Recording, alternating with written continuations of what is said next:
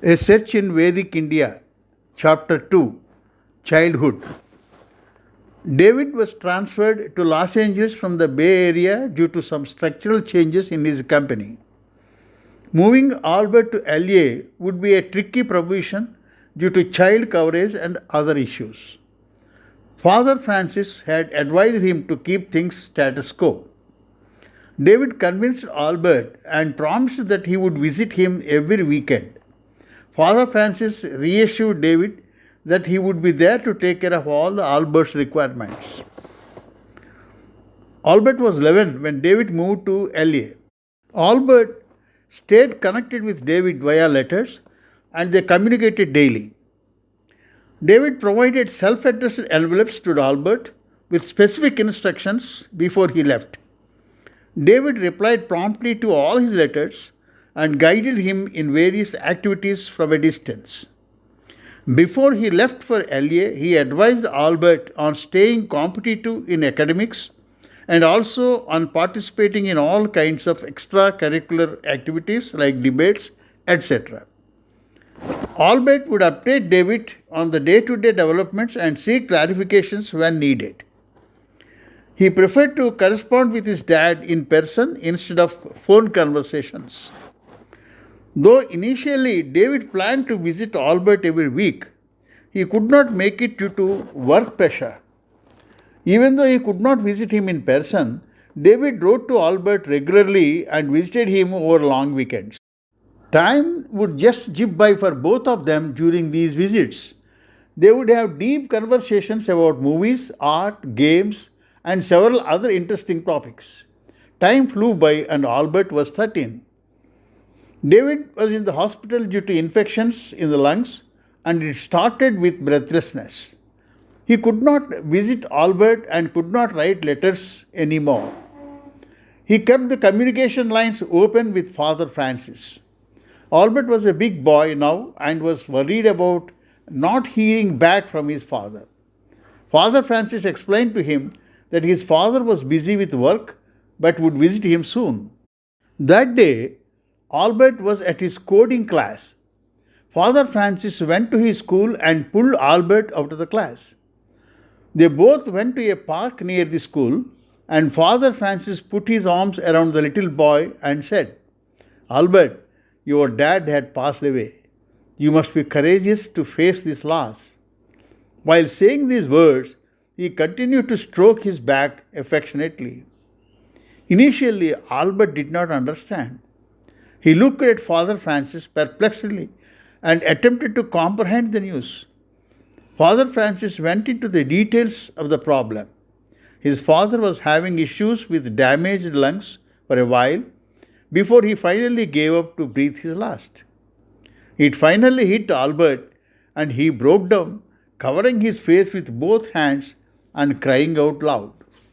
Father Francis could not control his tears and remained silent, stroking Albert's head gently. Father Francis helped Albert to overcome this unexpected crisis and the grief associated with it.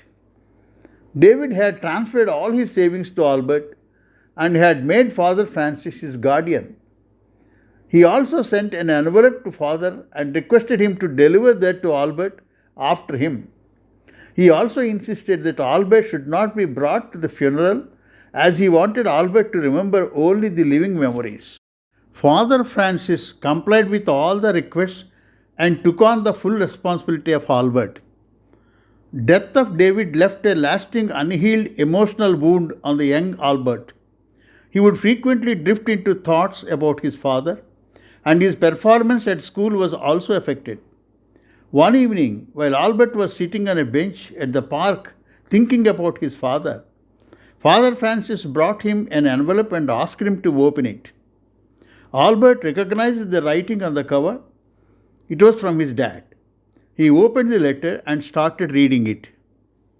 "My dear Albert," the moment he read those words, tears welled in his eyes and blurred the letters on the paper. He composed himself and started reading again. "By the time you received the letter, you would know what could have happened. Though I knew that the end was near, I requested Father Francis not to bring you here. I didn't want you to see me like this in the hospital as the last memory of me. I know that you are very deeply sad right now, and you may think that in the future you have to lead a lonely life. But I am sure that besides Father Francis, destiny will bring new acquaintances to you, and you will form new bonds, new relationships, and find new love. You can make new friendships with good natured people. Never allow drugs or cigarettes to come anywhere near you. If you get closer to any of those habits, then remember that I would be very unhappy. You may feel very lonely on a few days, but you will get over that feeling. Focus on your coursework at school and become a professional. Remember that it was your dad's dream. Father Francis is going to take care of your expenses and education until you are 18. He will manage all the funds, so follow his advice. You don't remember your mother except in the photos. She was the sweetest soul of our family. Granny Dora is your mom's mother, and she deserves all the love and respect from you. Her life is not easy after she married Stephen.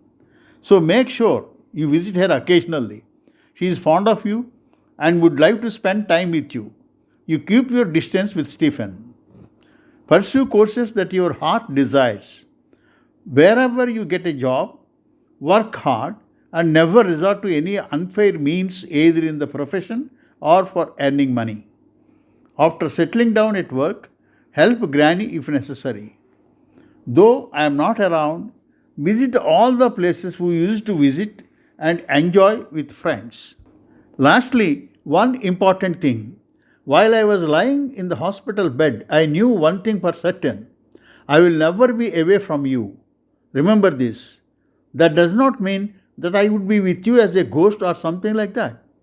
Though I do not know how it would be possible, I had a feeling that you and I are never separate. Since I had that feeling in the hospital bed when I was facing death, I am sure it must be true. Keep this letter with you always in digital format and read as frequently as possible. Dad. After reading the letter, while he was thinking about his dad, Father Francis approached him with a girl of his age. Father Francis introduced her as Steffi Border to Albert and told him that she joined the foster home that day. Since she was new to the place, Father Francis suggested that Albert should extend his help to get her acquainted with the house rules, etc. After introducing them to each other, Father Francis left them together. Before bringing Steffi to Albert, Father told Steffi that Albert lost his father recently and had no siblings. He requested her to help him overcome the grief. The new acquaintance with Steffi helped Albert to come out of the grief of his dad's loss. Steffi joined the foster home after her mother remarried after her father's death. Albert and Steffi's friendship grew stronger than Father Francis expected.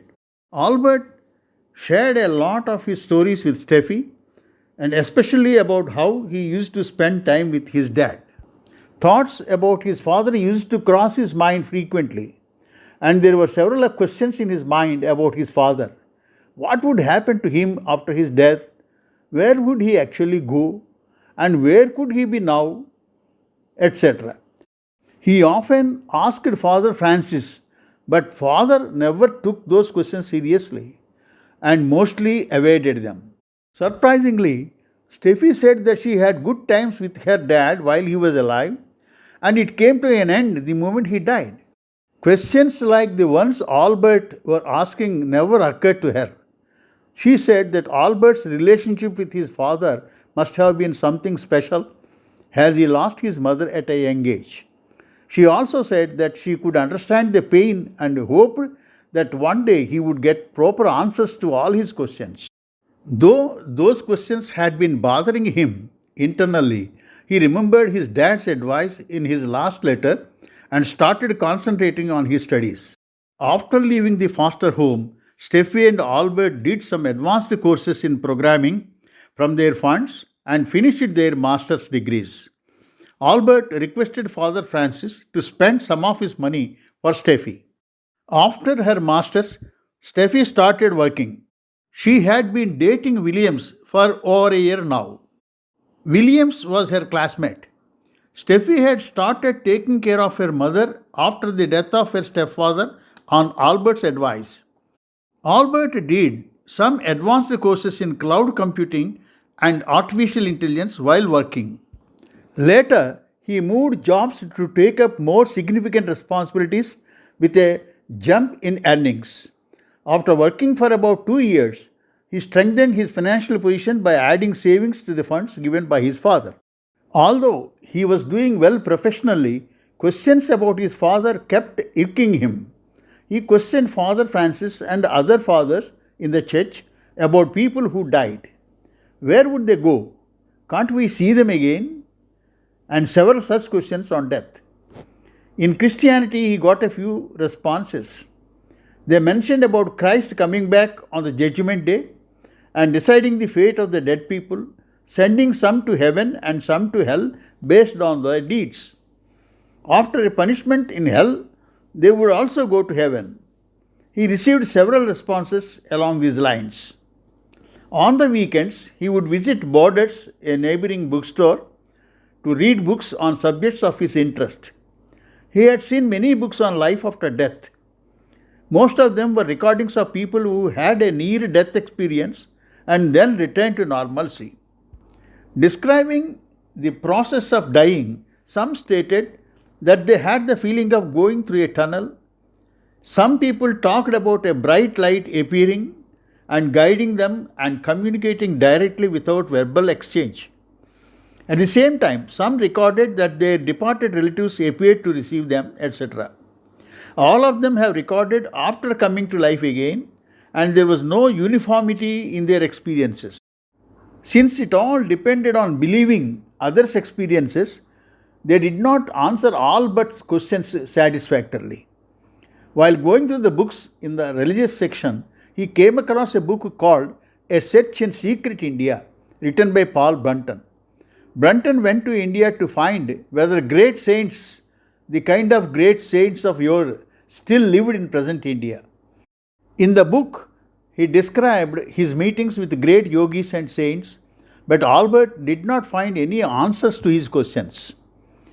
He read Max Muller's The Three Lectures on Vedanta and was not satisfied. He learned about Arthur Schopenhauer's statement on Upanishads that he considered them as one of the two great wonders of the world, the other being the starry sky with billions of stars. When someone told him that one could find the essence and secrets of Upanishads in Bhagavad Gita, he read the Gita with the English commentary. That also did not satisfy him, as he noticed some contradictions on reincarnation. But he could understand that books like the Gita could not be understood by reading them like a novel, and learned saints only could reveal the deeper truths. After all these exercises, a desire slowly crystallized in his mind to visit India to find answers to his questions. He shortlisted the questions that were bothering him. What happened to his father after his death? Where was he, and in what form? Did he reincarnate as Hindus believe, and if so, where? He decided to investigate these questions seriously.